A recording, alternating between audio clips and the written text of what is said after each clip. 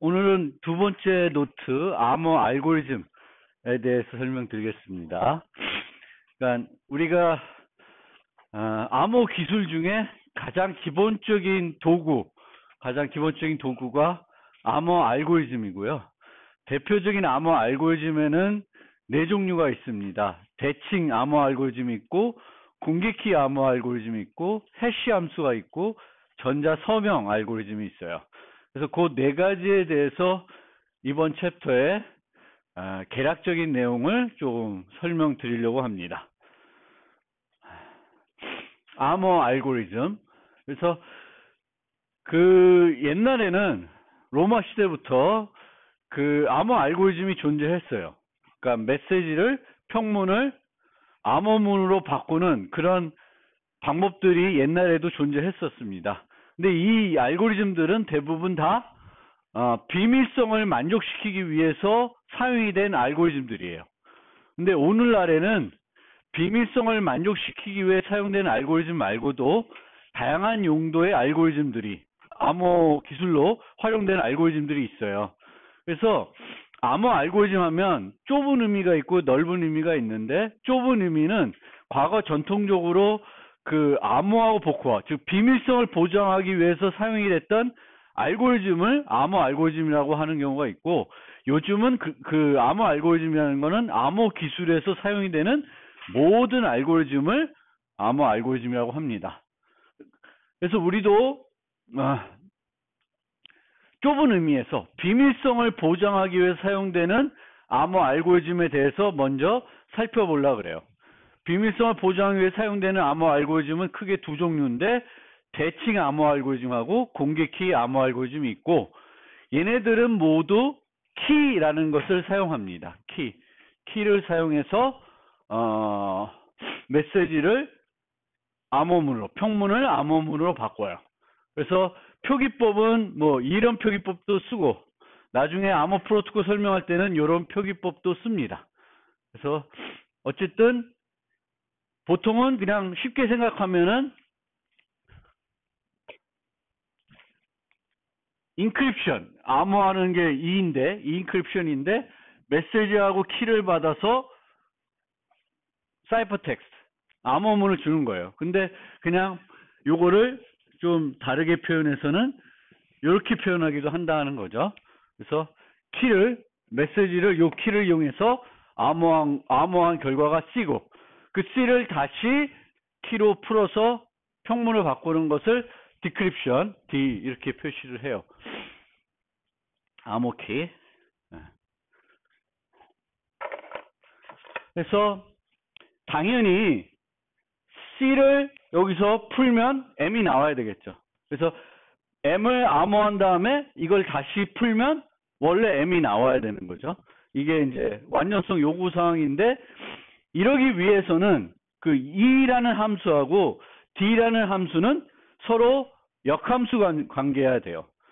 플러스 3을 했으면 마이너스 3을 해야 되겠죠.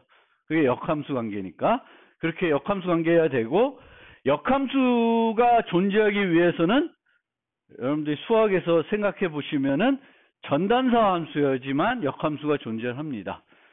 그래서 간단하게 전단사 함수 다 아시겠지만 설명드리면은, 정의역이 있고 치역이 있을 때 정의역의 모든 원소에 대해서 함수가 정의가 안 돼 있어요. 그럼 그건 함수가 아닙니다. 그래서 함수는 이쪽에 대해서는 다 반대쪽으로 가는 뭔가의 매핑이 존재를 해야 돼요. 그래야지만 함수가 되겠고,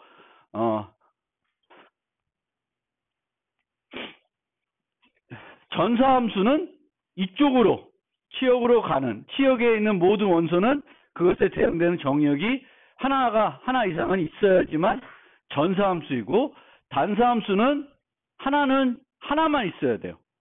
그래서 전담사함수는 이런 식으로 1대1로 대응이 돼야 됩니다.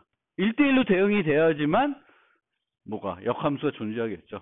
그래서 1대1로 대응이 된다는 것은 또 뭘 알 수 있냐면은, 얘의 크기와 얘의 크기가 같아야 되겠죠. 그래서 기본적으로 요즘 쓰는 것은 이제 128비트를 128비트로 바꿔줘요. 그러니까 그 매핑이 그렇게 존재를 하겠죠. 그 현대 암호 알고리즘들은 키를 쓴다 그랬는데 알고리즘 자체는 공개가 다 돼 있어요. 어떻게 동작하는지 누구든지 알 수 있고 알고 있습니다. 그래서 아주 오래된 원리인데 케르크 호프스라는 사람이 암호 알고리즘은 키에 의존해야 된다. 그런데 2차 세계대전까지만 하더라도 키에 의존하기보다는 알고리즘의 비밀성에 의존하는 게 대부분이었어요. 그때까지만 해도 알고리즘의 비밀성에 의존을 했다. 그래서 이렇게 알고리즘의 비밀성에 의존하는 그런 알고리즘들을 요즘 쓸 일은 없는데, 이런 알고리즘 쓰지는 않는데, 그런 알고리즘들을 제한적 알고리즘이라 그래요. 제한적 알고리즘. 그래서 제한적 알고리즘이 되면 문제는 뭐냐면은 우리가 똑같은 알고리즘을 써서 여러 사용자들이, 예를 들어서 n명의 쌍이 n쌍이 암호 알고리즘 써서 메시지를 암호화 복화해가지고 비밀스럽게 주고받고 싶어요. 그러면 제한적인 알고리즘이면 알고리즘이 몇 개 필요해요? 알고리즘이 n개가 필요한 거예요. n개. 왜냐하면 같은 알고리즘 쓰면은 이 쌍하고 이 쌍이 같은 알고리즘 쓰면은 서로 어떻게 메시지를 주고받는지 알 수 있게 되는 거죠.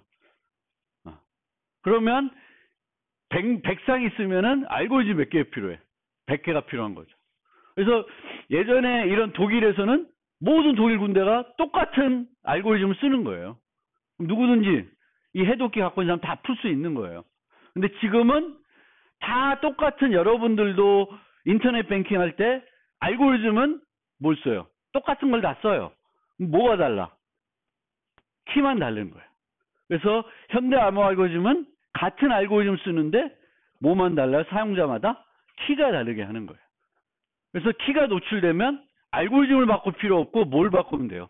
키를 또 바꾸면 돼요. 근데 제한적 알고리즘은 알고리즘이 노출되면 그 알고리즘은 못 써요. 그래서 현대 암호 알고리즘은 뭐에 의존한다? 키에 의존하게 되겠고, 알고리즘 자체는 다 동작하는 원리는 공개가 되어 있습니다. 그게 비밀로 해서 좋은 점이 없다. 물론 간단히 비교해 보면 제한적인 알고리즘은 이 내부 원리를 모르니까 해독하기는 상대적으로 어려운데, 오늘날에는 이런 기계를 쓰는 게 아니라 디지털화 되겠죠. 소프트웨어나 하드웨어적으로. 그러면 다 뭘가 가능하냐면 리버스 엔지니어링이 어느 정도 가능해요. 우리가 실행 파일이 있으면 그 실행 파일로부터 소스 코드를 비슷하게 만들어서 소스 코드를 통해서 알고리즘을 유추해낼 수가 있습니다. 그게 리버스 엔지니어링 하는 거예요. 실행 파일, 실행 코드로부터 좀 더 우리가 보기 쉬운 상위 언어로 바꿔가지고 알고리즘을 알아내는 거죠. 노출되면 알고리즘 자체를 쓸 수 없고. 이쪽은 알고리즘은 공개가 되어 있으니까 허점을 발견하기가 쉬워요. 근데 그거는 두 가지 측면이 있습니다. 하나는 나쁜 사람들이 악용을 할 수 있지만, 여기에는 나쁜 사람들만 존재하는 게 아니라 착한 학자들도 존재를 해요. 좋은 사람들. 그래서 이 사람들은 알고리즘을 연구해가지고 허점을 발견하면 논문을 발표하고 또 그것을 개선할 수 있는 방법들도 소개를 하고 제시를 해요. 그러면 또 보완되면 되겠죠. 그렇죠? 그래서 키 의존 알고리즘, 요즘 현대 암호 알고리즘은 키 의존 알고리즘을 쓴다. 그래서 혹시 이 영화들 아직 안 봤으면 엔니그마 요 기계와 관련된 영화인데 괜찮아요, 둘 다. 한번 이건 튜링에 관련된 얘기고, 얘는 조금 역사적 사실이 좀 잘못됐다고 하죠. 근데 어쨌든 요 기계를 얻어내려고 하는 영화이고 그렇습니다. 그래서 암호화하는 키는 이제 암호 알고에 사용된 모든 키는 우리가 암호 키라 그러고, 암호 과정에 사용된 키를 암호화 키, 복호화 과정에 사용된 키는 복호화 키라 그래요. 그래서 뒤에 소개하겠지만 대칭 암호 알고리즘에서는 암호하는 키하고 복호하는 키가 같아요. 같은 키를 써요. 암호할 때 쓰는 키하고 복호할 때 쓰는 키가 같습니다. 근데 비대칭은 공개 키에서는 암호할 때 사용한 키와 복호할 때 사용된 키가 서로 달라요. 그래서 그 키들을 개인 키, 공개 키라고 그럽니다. 개인 키, 공개 키. 그래서 이 공개 키 암호 알고리즘에서는 두 개의 키를 쓰는데 각 사용자는 공개 키는 누구한테나 보여줘도 되는 키예요. 이거 내 공개 키야 하고 보여줘도 돼요. 그렇지만 내 개인 키는 절대로 보여주면 안 됩니다. 그리고 키는 사용하는 횟수 또는 기간에 따라서 단기간 키, 장기간 키 이런 용어로 뭐 다른 용어도 있고 세션 키, 일회용 키, 다중사용 키 뭐 이런 용어들이 있는데 이쪽은 한 번만 쓰고 버리는 키, 이쪽은 오랫동안 사용되는 키예요. 그래서 웬만하면 우리는 단기간 키를 쓰는 게 바람직해요.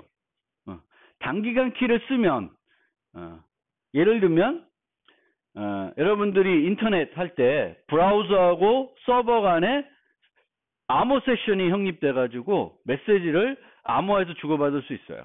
여러분들이 뭐 구글, 지메일을 쓴다든지 뭐 그렇게 하게 되면은 SSL 방식으로 브라우저하고 그 서버 간에 그 비밀 세션이 형성됩니다. 여기에는 비밀키가 서로 공유하게 되겠고 그 키는 그 순간에만 쓰고 버리게 됩니다. 여러분들이 브라우저 껐다가 다시 또 구글에 접속하면은 새로운 키를 확립하게 돼요. 그래서 그런 키들을 세션 키, 단기간 키라 그래요. 그래서 이런 키들은 메모리에만 유지됐다가 다 사용하고 나면 버리게 됩니다. 그런데 여러분들이 인터넷 뱅킹 할 때 쓰는 공인인증서, 공개키, 개인키상은 한 번만 쓰고 버리는 게 아니라 유효기간이 보통 1년이에요. 그럼 1년 동안은 여러분들이 잘 보관하고 있어야 돼요. 예전에는 이제 하드디스크에 많이 들었고 요즘은 저 같은 경우에는 핸드폰에 저장하고 다니는데 어쨌든 오랫동안 똑같은 키를 계속 써야 되면 이 키가 노출이 안 돼야 돼요. 노출이 안 되면 키를 어떻게 잘 보호해야 되겠죠. 그래서 장기간 키는 요 키를 어떻게 안전하게 관리할 것인가가 또 중요한 보안 이슈가 됩니다. 보통 여러분들 인터넷 요거 뭐 그 얘기를 잠깐만 하면 그 인터넷 뱅킹 할 때 공개키 개인키를 써요. 공개키 개인키. 그래서 그 공개키 암호 알고리즘 쓰고 RSA라는 걸 써요. 그래서 공개키 개인키가 있는데 공개키는 비밀을 요구하지 않아요. 그래서 그거는 그냥 뭐 USB에 저장되어 있고 뭐 핸드폰에 있으면 핸드폰에 그냥 저장이 되어 있어요. 근데 개인키는 노출이 되면 안 돼. 그래서 이 개인키는 여러분들이 요 인터넷 뱅킹 할 때 인증서를 활성화하려면 뭘 집어넣어요? 패스워드를 치죠. 그렇죠? 그러면 그 패스워드로부터 대칭키를 하나 만듭니다. 비밀키를 하나 만들어서 그 비밀키로 개인키를 암호해 놓고 있습니다. 그래서 여러분들이 패스워드를 치는 것은 개인키를 끄집어내려고 그래요. 그 개인키가 그 패스워드로 암호화되어 있으니까. 그래서 여기서도 중요한 건 패스워드는 좀 좋은 패스워드를 쓰셔야 여러분들이 그 여러분들의 인증서 파일을 누군가 다른 사람이 얻었을 때 그 개인키를 얻어내기가 어렵겠죠. 어쨌든 다음에 뭐 또 비슷한 얘기를 하겠습니다. 암호 알고리즘은 뭐 일반적인 알고리즘과 마찬가지로 결정적 알고리즘, 확률적 알고리즘으로 분류할 수 있습니다. 결정적 알고리즘이라는 것은 입력이 같으면 늘 뭐가 같아요? 출력이 같습니다. 근데 확률적 알고리즘은 그 알고리즘을 수행하는 과정에서 뭔가 확률적인 과정이 있기 때문에 결과가 달라질 수가 있습니다. 그래서 확률적 암호 알고리즘을 다른 말로 무작위 알고리즘이라 그러고, 일반적으로 암호 알고리즘은 확률적 알고리즘이 되면 더 안전하다 그래요. 근데 여기서도 암호화 함수는 확률적 알고리즘으로 만들 수 있지만 복호화 알고리즘은 항상 결정적인 알고리즘이에요. 나오는 게 정해져 있어야 돼요. 그렇죠? C는 M을 암호한 거면 C를 복호하면 뭐가 나와야 돼? M이 나와야 되지. 이상한 게 나오면 안 되잖아요. 그래서 복호화는 항상 결정적인 방식이 됩니다. 근데 암호화는 확률적인 방식으로 하면 좋다. 왜냐?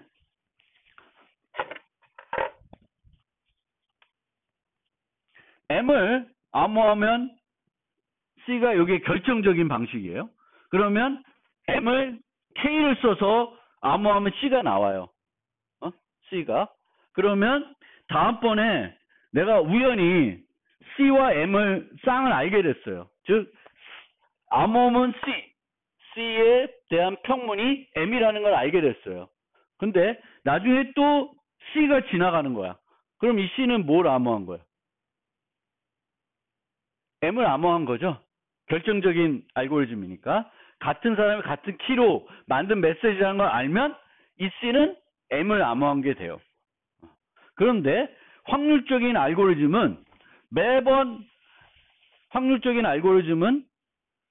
M을 쓰고 K를 써도 요 입력이 요 두 개죠. 똑같은 걸 써도 할 때마다 C, C', C2' 매번 다른 게 나오는 거예요.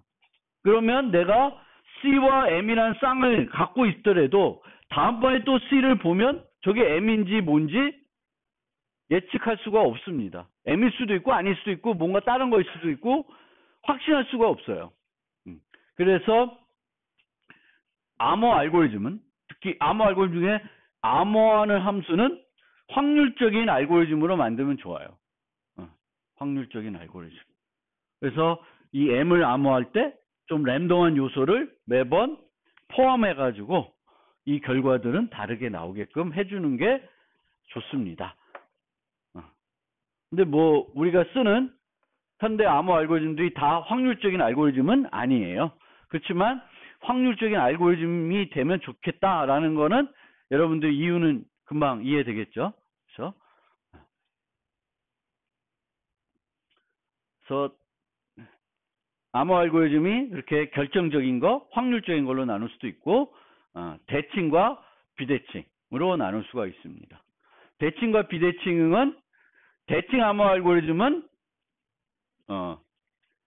암호할 때 사용한 키와 복호할 때 사용한 키가 같은 방식이에요. KAB, 여기 KAB. 그래서 구글 접속할 때 그 메시지를 암호화, 복호화하는 거는 이 대칭 암호 알고리즘을 쓰게 됩니다. 그래서 밥, 앨리스가 KAB 똑같은 키를 갖고 있을 때 이걸 가지고 메시지를 서로 비밀스럽게 주고받을 수가 있어요. 그러면 이 대칭 암호 알고리즘에서는 뒤에서 설명드리겠지만 중요한 게 이 KAB를 원격에 있는 사용자 간에 어떻게 확립할 것인가가 중요한 이슈가 돼요. 이게 확립이 되면 그 다음부터는 쉽게 메시지를 비밀스럽게 교환할 수가 있습니다. 그래서 요 문제고, 이쪽은 공개키 방식에서는 각 사용자마다 두 가지 종류를 써요. 여기 보시면 마이너스를 이제 앞으로 개인 키라고 보시면 되겠고, 플러스를 공개 키라고 생각하시면 돼요. 그럼 마이너스 KB는 누구의 개인 키예요? 밥의. 플러스 B는 밥의 공개 키. 마이너스 KA는 앨리스의 개인 키. 플러스 KA는 여기 소음자가 됐냐? 앨리스의 공개 키입니다. 그런데 여기서 개인 키는 비밀스럽게 유지해야 돼요. 다른 사람한테 주면 안 돼요. 근데 공개 키는 비밀스럽게 주지도 않아도 돼요. 그냥 줘도 돼요. 그래서 이 경우에는 밥이 앨리스한테 공개키를 써서 메시지를 비밀스럽게 보내려면 앨리스에 뭐가 필요하냐? 공개키가 필요합니다. 그래서 공개키를 갖고 있으면 공개키로 메시지 암호해서 주면 이 메시지는 누구만 풀 수 있을까? 앨리스만 풀 수 있습니다. 요 플러스 K에 대응되는 마이너스 K를 가지고 있는 사람만이 풀 수 있어요. 그래서 이런 방식으로 하게 됩니다. 그런데 여기서 한 가지 더 설명드리면 거꾸로도 가능해요. 거꾸로 한다는 것은 앨리스가 마이너스 KA로 메시지를 암호해서 주는 거예요. 그럼 마이너스 KA로 암호하면은 그거는 누가 풀 수 있을까? 플러스 KA를 갖고 있는 아무나 풀 수 있죠. 그러면 비밀성이 보장이 돼요? 보장이 안 돼요. 그렇지만 거기서 알 수 있는 건 뭘 알 수 있을까? 누구만 할 수 있어요? 마이너스 KA로 암호하는 건 누구만 할 수 있어요? 앨리스만 할 수 있죠. 그러면 그게 무슨 역할이 되냐면 인증의 역할이 돼요. 전자서명. 그래서 전자서명은 개인키로 암호한다고 생각하시면 돼요. 그 개인키로 암호하는 건 누구만 할 수 있어? 앨리스만 할 수 있겠지. 마이너스 KA로 되어 있는 건. 그럼 그걸 뭘로 확인해? 플러스 KA로 확인하면 돼요. 그러니까 여러분들이 인터넷 뱅킹을 할 때 1,000원을 이체해줘. 그럼 그 1,000원 이체해달라는 것을 여러분의 개인키로 암호하게 됩니다. 전자 서명하게 돼요. 그러면 그게 여러분들이 한 건지는 인증서를 통해서 확인하게 됩니다. 그 인증서라는 게 공개키가 돼요. 그럼 여기서 조금 더 이왕 말 나온 김에 얘기를 좀 더 하게 되면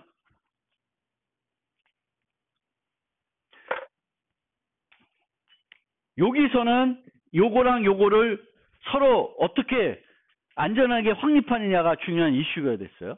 여기서는 플러스 K를 여기로 줄 때 안전하게 안 줘도 돼요. 그냥 줘도 돼요. 그러니까 얘를 뭐 암호한다거나 비밀스럽게 줄 이유가 없어요. 플러스 KA는 누구든지 알아도 돼요. 그래서 플러스 KA를 그냥 줘도 돼요. 근데 플러스 KA를 줄 때 내가 이걸 땅 가로막고 플러스 제가 C예요. 그래서 플러스 KC를 주면서 요게 A 거야 라고 얘기했어요. 근데 얘가 이걸 A 걸로 착각하게 되면 요 메시지를 뭘로 암호할까? 플러스 KC로 암호하겠죠. 플러스 KC로. 그러면 얘가 풀 수 있어요, 없어요? 못 풀어요. 누가 풀 수 있어요? 제가. 그래서 여기서 중요한 건 뭐예요? 이 공개키를 쓰기 전에 이 공개키가 누구의 공개키인지는 확인해야 돼요.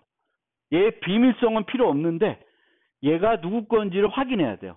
그걸 하기 위해서 뭘 써요? 여러분들이 쓰는 거. 뭘 써요?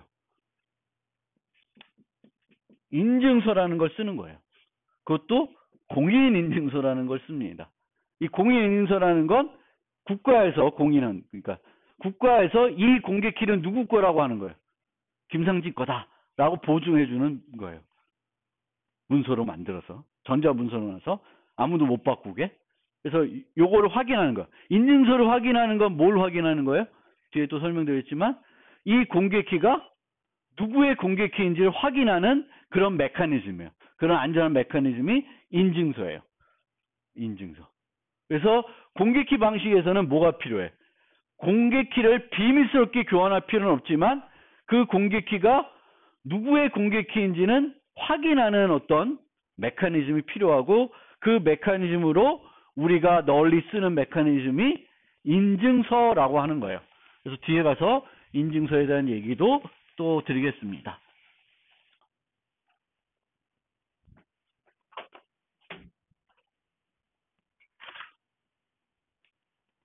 자, 대칭부터 좀 더 자세히 살펴보고 말씀드리겠습니다.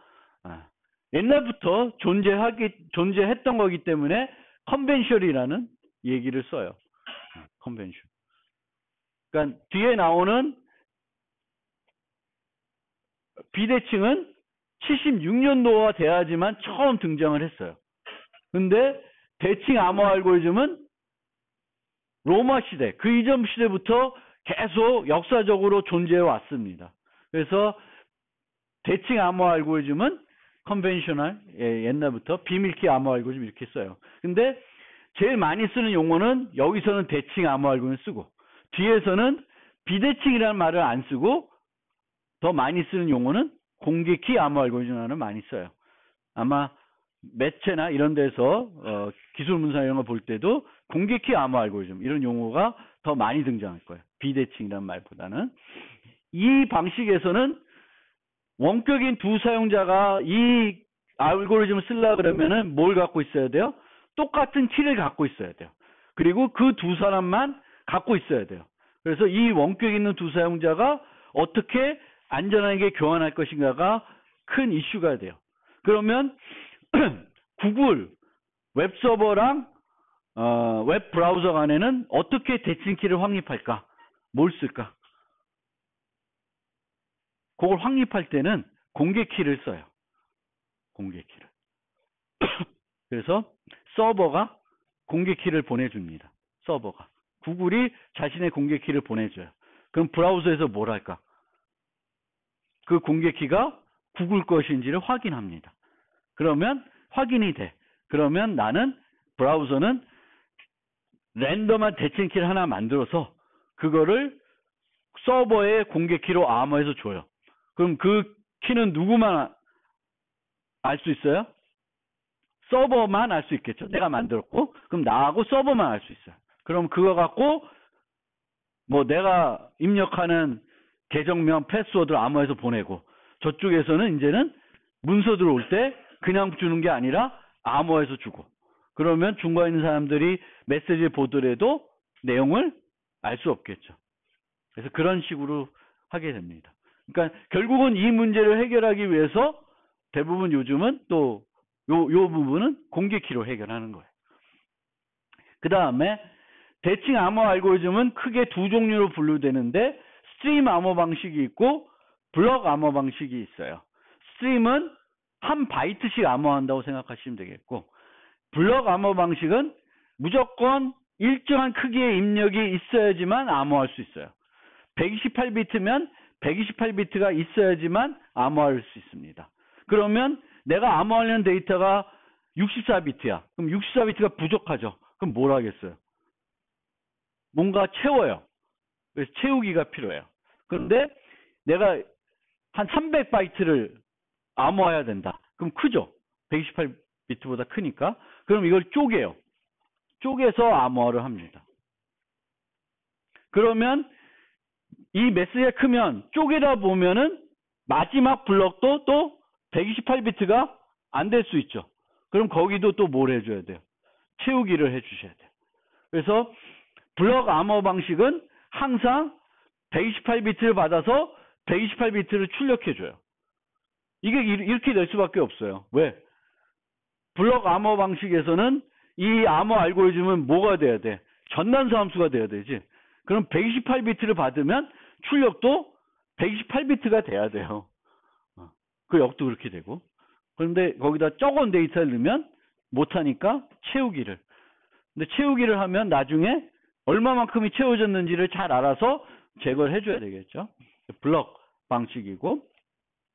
대표적인 대칭 암호 알고리즘은 AES라는 게 있어요. 미국 표준. 그리고 대부분 요즘 브라우저에서 쓰는 알고리즘이 AES라는 알고리즘이고요. 요 살사 20이라고 하는 것은 요 스트림 방식의 최신 표준, 최신에 만들어진 안전한 프로토콜이라고 합니다. 그리고 이 대칭 암호 알고리즘들은 내부적으로는 어떤 연산들을 쓰냐? 주로 두 가지 연산을 써요. 교체랑 자리 바꿈이라는. 그리고 얘네들을 독립적으로 쓰지 않고 같이 쓰기 때문에 그거를 합성 암호라고 그래요. 합성 암호. 그러니까 교체와 자리 바꿈. 교체라고 하는 것은 어떤 데이터를 또 다른 데이터로 바꾸는 거예요. 여기서는 L을 M으로, O는 P로, V는 W로, E는 F로 바꾸는 거. 이렇게 바꾸는 것을 교체라고 그래요.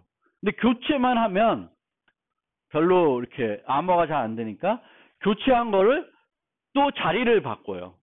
자리를. 그래서 이 LOVE를 맨 마지막 거를 맨 앞으로 갖고 오고 뭐 이렇게 순서를 바꾸는 것을 자리 바꿈 한다 그래요. 그러면 우리는 지금은 이렇게 옛날에 이렇게 로마 시대 같은 데는 이런 로마 문자들을 이렇게 이런 식으로 암호화를 했는데 지금은 128비트를 또 128비트 바꾸는 거죠. 그러니까 일부 데이터를 또 다른 데이터로 교체하고 그 위치들을 막 바꿔요. 그거를 한 번만 하는 게 아니라 여러 번 합니다. 여러 번 해서 관계가 입력과 출력 간의 관계가 없어지게끔 만드는 방식을 씁니다. 물론 다시 그 키만 있으면 역을 할 수 있게끔 고안은 되어 있겠죠. 그래서 기본적으로는 내부적으로 이런 연산들을 대칭 암호 알고리즘은 사용한다. 그리고 아까도 얘기했듯이 평문 크기가 블록 암호화 방식에서는 블록 크기보다 작으면 채우기가 필요하고 평문 크기가 블록보다 크면 이렇게 나누어서 암호화를 해야 되는데 이 경우에도 마지막 블록은 또 채우기가 필요할 수가 있습니다. 그래서 암호 방식에서 블록 크기보다 큰 평문을 암호화하는 어떤 방법을 암호화 모드라고 그러는데 이 암호화 모드 중에 가장 기본적인 모드가 ECB라는 모드예요. Electronic Codebook 모드라고 하는데 이 모드는 이렇게 나눠요. 채우기가 필요 없다고 생각하고 나눴어요. 그러면 이 각각을 독립적으로 암호하는 것을 ECB 모드라고 그래요. 독립적으로 암호하는 거. 그러니까 128비트 곱하기 4개가 곱하기 4가 평문의 크기야. 그럼 128비트 4개로 나눈 다음에 각각을 독립적으로 암호하는 거예요. 근데 이렇게 독립적으로 암호하고 이 알고리즘 자체가 결정적인 알고리즘이면 어떤 문제가 생기냐면은 우연히 P1하고 P3가 같아요. 그러면 뭐가 같겠어요? C1하고 C3가 같겠죠. 그럼 C1하고 C3가 같다는 걸 우리가 보게 되면 그 순간 어떤 정보가 노출되는 거예요? 뭔지 모르지만 C1하고 C3는 같은 데이터라는 게 노출되죠. 그럼 좋겠어요? 나쁘겠어요? 안 좋겠죠. 그래서 ECB 모드는 거의 안 써요. 왜? 노출되니까. 평문의 패턴이 암호문 패턴에 노출이 됩니다. 그래서 나중 가면 다른 암호화 모드를 소개할 텐데 이제 이런 똑같은 평문을 이렇게 쪼갰을 때 블록 암호 방식 암호하더라도 P1과 P3가 같더라도 C1과 C3가 달라질 수 있게끔 다른 조치를 취하게 됩니다. 대칭 암호 알고리즘의 사용 용도. 가장 많이 쓰는 게 아까도 얘기했던 이제 원격 있는 사용자 간의 데이터를 비밀스럽게 교환하기 위해서 대칭 암호 알고리즘 써요. 웹브라우저하고 웹서버 간에 여기서 대칭 써요. 대칭 암호 알고리즘 씁니다. 그리고 또 다른 데 응용에 많이 쓰는 거는 내 파일 시스템에 데이터를 저장할 때 파일을 암호화해서 저장하는 거예요. 그러면 다른 사람이 내 컴퓨터를 들어와도 파일이 암호화되어 있기 때문에 그 파일을 가져가더라도 내용을 알 수가 없겠죠. 그런데 여기서는 송신자와 수신자가 똑같은 키를 가져야 되겠죠. 원격인 사용자 가져야 돼. 이 원격인 사용자들이 똑같은 키를 갖게 만드는 게 간단하지가 않다 그랬어요. 그래서 보통 공개 키 쓰고 뭐 복잡한 방식을 쓰는데 이 경우에는 키를 다른 사람하고 같이 공유할 필요가 없죠. 나만 알고 있으면 돼. 내가 만들어서 나만 알고 있으면 돼요. 그렇죠? 그래서 나만 알고 있으면 돼.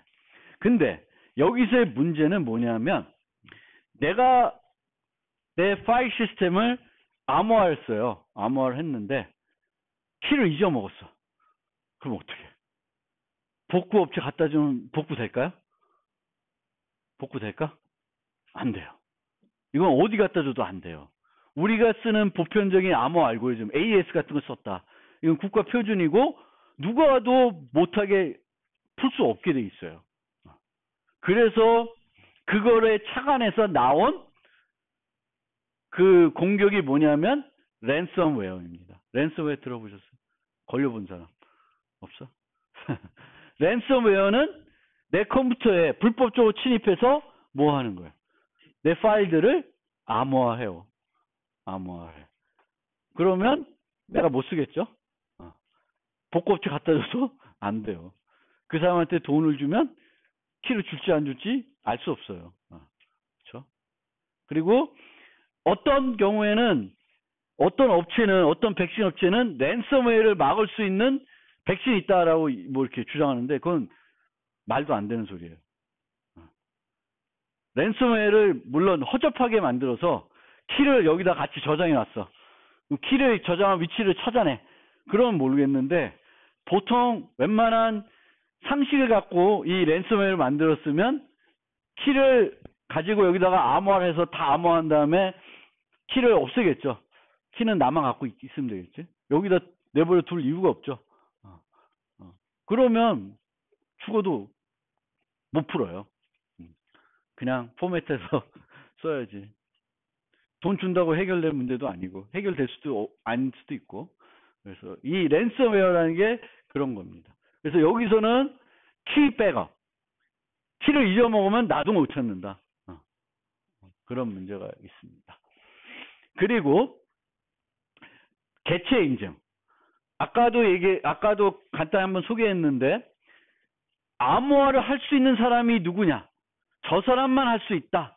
그러면 그것은 뭘 의미하냐면 저 사람이 했다는 걸 의미해요. 그러니까 아까 설명했을 때 개인 키로 메시지를 암호화했다. 비밀성은 제공 안 되죠. 누구든지 공개 키를 가질 수 있고 공개 키를 가지면 풀 수 있어요. 그러면 비밀성은 보장이 안 돼. 하지만 그걸 만든 사람은 누구만 만들 수 있어요? 개인 키를 가지고 있는 뭐 앨리스면 앨리스만 만들 수 있는 거예요. 그럼 인증을 했다고 하는 거죠. 그러면 대칭키 방식에서는 이 키를 밥하고 앨리스도 갖고 있어요. 그러면 어떤 메시지가 KAB로 암호화되어 있으면은 이 메시지는 밥이 한 건지 앨리스가 한 건지 알 수 없죠. 알 수가 없어요. 제3자 입장에서는 그래요. 그런데 서로 입장에서는 어떻게 돼요? 이 메시지를 받았어. 나는 안 했어. 그럼 누가 한 거예요? KAB는 앨리스와 밥 둘만 알고 있어요. 근데 메시지가 KAB로 암호화된 게 왔고 내가 KAB를 풀어보니까 제대로 풀렸어요. 제대로 풀렸어요. 그러면은 이 메시지는 누가 만든 거예요? 내가 안 만들었으면 앨리스밖에 만들 수 없죠. 그럼 그렇게 해가지고도 인증을 할 수가 있습니다. 그러니까 대칭 암호 알고리즘도 갖고 있는 사람이 나랑 상대방인데 내가 안 했다고 생각하면 내가 이 메시지 암호화된 메시지 내가 안 한 거면 그건 누구만 할 수 있는 거예요.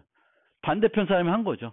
그럼 반대편 사람이 했다는 것을 확신할 수 있으면 그것이 우리가 통신 세계에서 말하는 암호 세계에서 말하는 인증이라는 개념이 됩니다. 제가 했구나.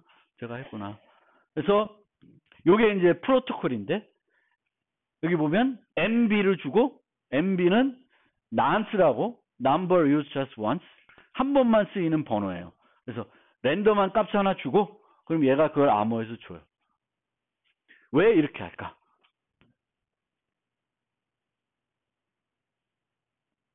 이 메시지는 MB를 암호화해서 준 메시지죠.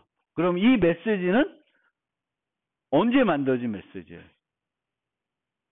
MB를 보지 않고는 만들 수 없는 메시지죠. 그래서 이렇게 주면 MB가 암호화돼서 오면 요번에 얘가 만들어 줬다는 것을 알 수 있어요. 과거에 만든 게 아니고 미래에 만든 게 아니고 이번에 만들어졌다는 걸 확인할 수 있습니다. 그러니까 메시지가 언제 만들어졌는지 그 시점을 확인하기 위해서 이런 랜덤한 란스를 쓴 거예요. 나중에 또 관련된 기법을 프로토콜 시간에 암호 프로토콜 설명할 때 설명드리겠습니다. 그리고 키 위탁이라는 개념이 있는데 이게 아까 말씀드렸지만 학문적으로 안전하다고 증명이 된 AES 같은 걸로 메시지가 암호화되어 있으면 그건 어느 누구도 풀 수 없어요. 뭐 국정원에 갖다 줘도, 사이버 사령부에 갖다 줘도, 미국 NSA에 갖다 줘도 안 돼요. 안전하기 때문에 못 풉니다. 그러면 요즘은 이 얘기가 잘 안 나오는데, 제가 석박사 막 이 암호 쪽으로 공부할 때 이 퀴 위탁이라는 얘기가 꽤 나왔어요. 이 얘기는 뭐냐면, 정부 입장에서는, 국가기관 입장에서는 이제 앞으로, 그 당시는 뭐 많이 활성화 안 돼 있었는데, 이제는 뭐 인터넷이라는 게 많이 활성화돼 있고, 많은 사람들이 이런 암호 알고리즘의 사용 방법도 다 알기 때문에 메시지들을 서로 주고받을 때 암호에서 주고받을 수 있어요. 그리고 실제 웹 서버와 브라우저 간에 메시지를 어떻게 해? 암호에서 주고받죠. 그러면 이렇게 메시지를 암호에서 주고받으면은 정부가 필요해서 감청을 하고 싶어도 감청할 수 있을까? 못해요. 우리가 핸드폰으로 뭔가 통화를 하는데 핸드폰과 다른 상대방 핸드폰 간에 단대단으로 암호화를 하면 못 봐요. 그래서 이 얘기 때문에 한 2년 전인가? 2년 전에 많이 나왔던 얘기가 막 그 메신저에서 뭐 그 얘기 많이 나왔죠. 메신저는 원래는 그냥 암호하지 않고 항상 메신저는 어떻게 가요? 어디 거쳐서 가? 내가 메신저를 보내면 내 핸드폰에서 이 친구의 핸드폰으로 바로 가는 게 아니라 어디 거쳐서 가요? 카톡 서버에 거쳐서 가죠. 이 학생이 오프라인이더라도 어디에 저장돼 있어요? 카톡 서버에 저장돼 있어요. 그래서 이 학생이 나중에 켜더라도 서버에서 그 보관된 메시지 가져오죠. 그렇죠? 그래서 이렇게 가는 거예요. 그래서 카톡은 그 다음에는 조금 발전해가지고 뭘 했냐면은 암호화를 하는데 단대단으로 암호하는 게 아니라 나랑 서버 간에, 또 서버하고 그 상대방 간에만 암호화했어요. 그럼 여기에는 뭐가 남아있어요? 여러분들 메시지가 뭘로 남아있어요? 평문으로 남아있는 거죠. 서버에. 그래서 그러면은 정부 기관들이, 수사기관들이 어디로 가요? 카톡 서버로 가서 요 DB를 내놔라 하는 거죠. 그래서 그 다음에 이제 그게 또 싫으니까 막 텔레그램인가? 글로 갔죠. 거기서는 그 당시에는 어떻게 했냐면 여기서 여기까지를 암호하는 게 아니라 단대단으로 암호했어요. 그럼 단대단으로 암호하면은 서버에도 평문이 안 있어요. 암호문만 있는 거예요. 그러면 그거는 정부기관이 가서 그거를 뭐 외부 업체니까 국정에 가서 달라 그러는데 주지도 않겠지만 그거를 받는다고 해도 암호화되어 있으니까 풀 수가 없습니다. 풀라 그러면 어떻게 될까? 여러분들 핸드폰을 압수해야 돼. 여러분 핸드폰에는 히스토리가 남아있겠죠. 근데 서버에는 이제 없어요. 그리고 이제 점점 그런 것들을 요구하다 보니까 서버에 저장하는 기간도 줄이고 뭐 여러 가지 이제 요구사항들을 많이 하고 있죠. 그래서 나온 개념이 키 위탁입니다. 이 키 위탁이라는 건 너네들 일반 사람도 암호 알고리즘 써서 통신해도 돼. 근데 통신하려면 뭘 해야 되냐? 정부에 키를 줘라. 그런 얘기예요. 말도 안 되는 얘기죠. 누가 주겠어. 그래서 옛날에는 그 개념이 나왔었어요. 정부가 키를 다 받아야 된다. 사용자들이 쓰고 있는 키를 다 받아야 된다. 그리고 걔가 그 키를 갖고 있으면 그러면 필요하면은 감청할 수 있겠죠. 키를 아니까. 근데 지금은 이 얘기 안 나와요. 할 수가 없으니까. 누가 주겠어요. 키를 또 관리하는 것도 힘들고. 그래서 키 위탁이라는 것은 사용자들이 쓰는 키를 정부기관이 회수하는, 그러니까 갖고 가는 거예요. 강제로 갖고 가서 필요할 때 감청할 수 있게 하겠다라는 개념이 키 위탁이라는 개념입니다. 키 위탁. 그리고 이렇게 키 위탁을 하면 키를 복구하는 데 편할 수 있어요. 정부한테 나 키를 잊어먹었어. 내가 그 정부한테 위탁해 놨으니까 나 좀 다시 좀 줘. 이렇게 할 수 있죠.